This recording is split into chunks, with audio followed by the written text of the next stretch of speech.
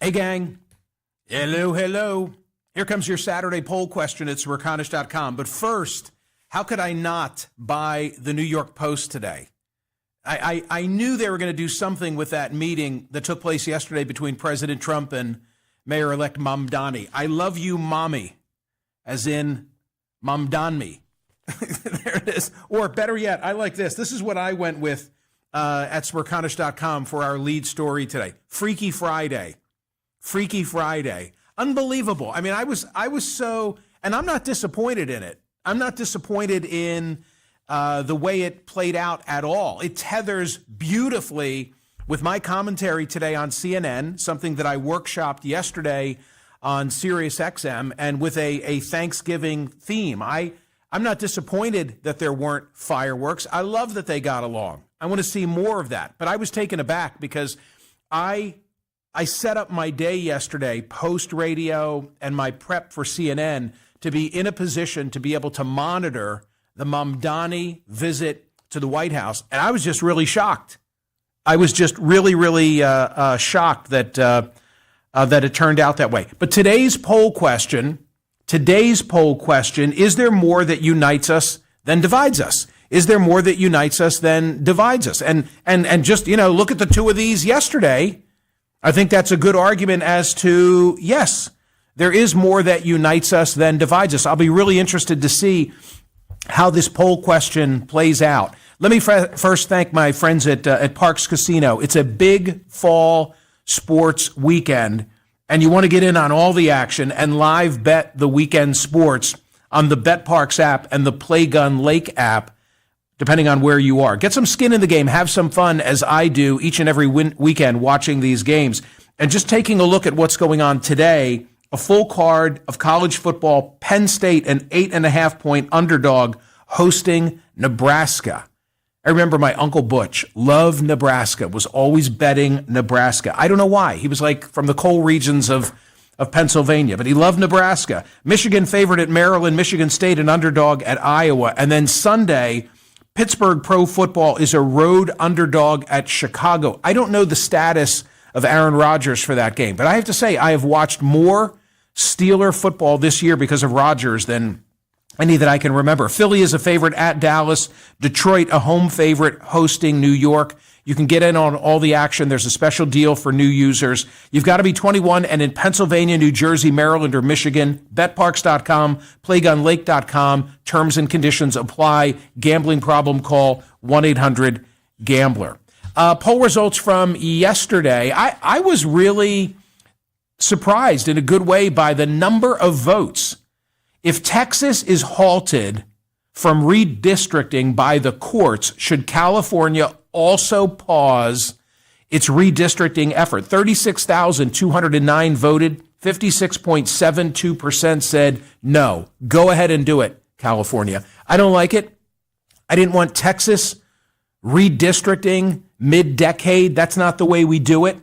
And I don't want California following in their path, because California was the gold standard. California did what everybody ought to do, and that is to professionalize the way in which we approach the reapportionment process. So, okay, a court now has stepped in the way, although there's a development on this, and it'll be in today's newsletter.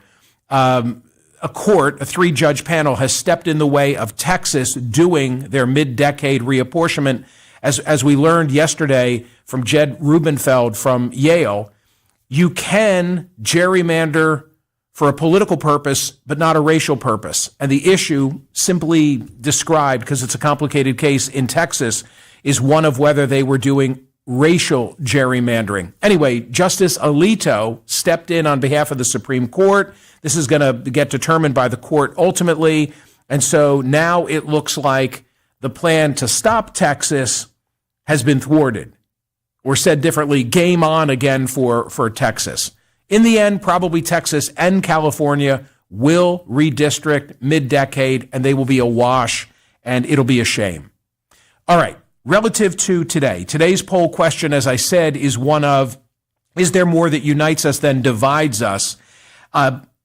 There is a new survey that's been published by Gallup and the Kettering Foundation, and there's a particular graph in it, a bar graph in it, of areas of common interest on the part of Americans.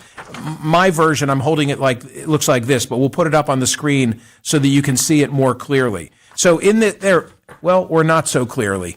On my copy, on my version of the screen, that doesn't look clear, but I hope it does on yours. Let me just run through some of these at the top. And again, I'm reading percentages for each of the following pair of statements.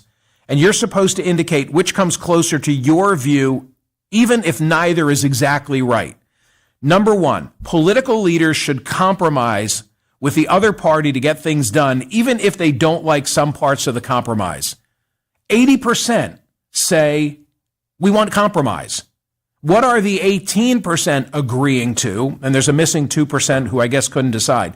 Political leaders should stick to their beliefs and avoid compromise, even if it gets little done. Okay, those who want to obstruct and are obstinate are only 18%. Issue 2, it is never okay for people to use violence to achieve a political goal. 83% of us agree on that. 16% take the view it is sometimes okay for people to use violence as a way to achieve a political goal. Multiculturalism, 84% agree the U.S. is stronger as a nation because it has people from different races, religions, and cultures. The influence of the wealthy on our politics, 83% agree wealthy individuals and businesses should be limited by how much they can advance political candidates or causes they support. And finally, 88% agree with what I'm about to read to you.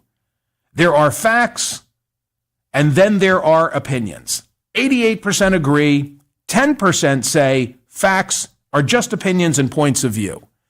So it's important to remember this, especially as we're all headed to the Thanksgiving table on Thursday, and everybody says, oh, don't talk politics.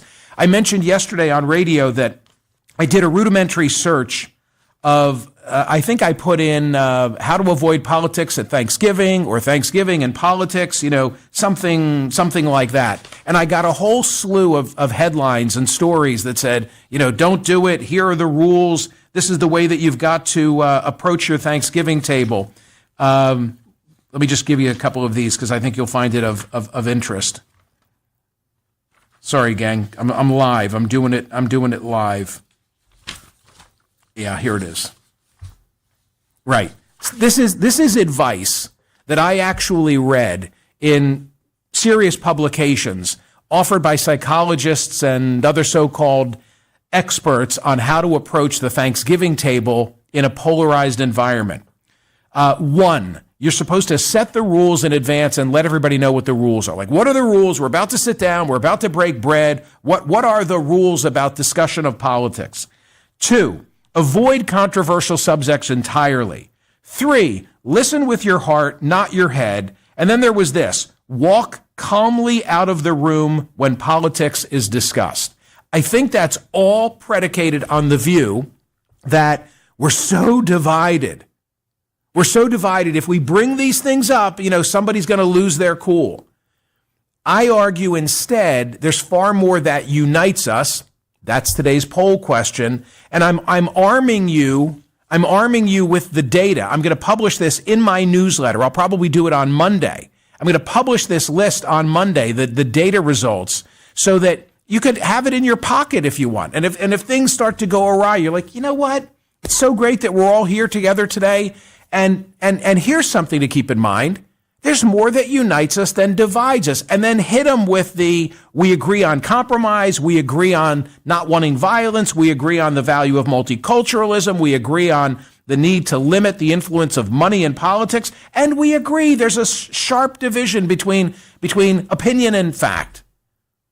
So I'm not discouraging you from having this conversation on Thanksgiving. I'm encouraging it. When you're mingling, don't be afraid to talk about that which unites us. So that is today's poll question at Smerconish.com. Do you agree with me? Is there more that unites than divides us?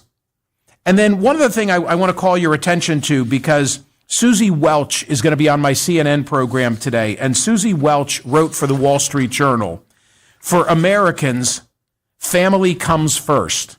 Or does it? And here's the way that she begins this piece. Is there anything worse than Thanksgiving travel?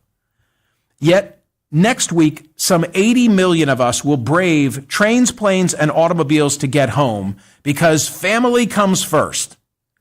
Or does it? And she then goes on to reveal the result of 90,000 assessments from her project, which is called Values Bridge. And in evaluating what value do we most hold dear, and she actually has it in a chart form buried within the report here. But it turns out that family centrism comes in at number 4, not at number 1. So what value most frequently appeared among the 90,000 respondents? What was number 1? She has a fancy Greek word for it. I won't try and pronounce it, but it means self-care, leisure, and pleasure. Number 2, authentic, individualistic self-expression. Number 3, helping others. That's a good thing. And family centrism coming in at number 4, which makes us sound awfully selfish, right? So maybe people aren't really rushing to be with family and friends at the Thanksgiving table. Maybe they're more concerned about their self-care, pleasure, and leisure, and authentic, individualistic self-expression. More on that on the CNN program today when I welcome Susie Welch. Okay, gang, let's take a page out of the Mamdani and Trump book. Answer today's poll question on this Saturday. Is there more that unites us than divides us? Mine is a yay vote. I like what went down in the Oval Office. A little more of this at your Thanksgiving table this week, okay? Go vote and subscribe to the YouTube channel. See ya.